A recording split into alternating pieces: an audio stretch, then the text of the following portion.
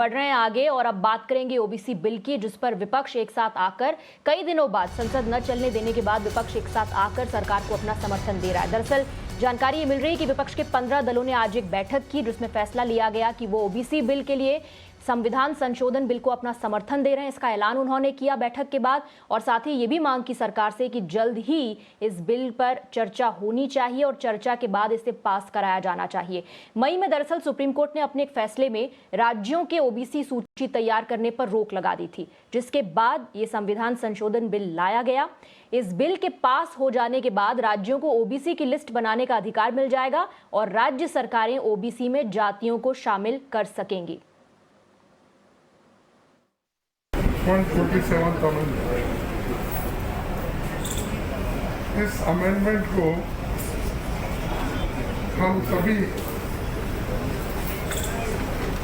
विरोध पार्टी के जितने भी नेता हैं और मेंबर्स ऑफ पार्लियामेंट इस बिल का हम समर्थन करेंगे। इसलिए हम ये चाहते हैं आज जो पार्लियामेंट में इंट्रोडक्शन हो रहा है उसी वक्त वो चर्चा करके उसको पास करना चाहिए।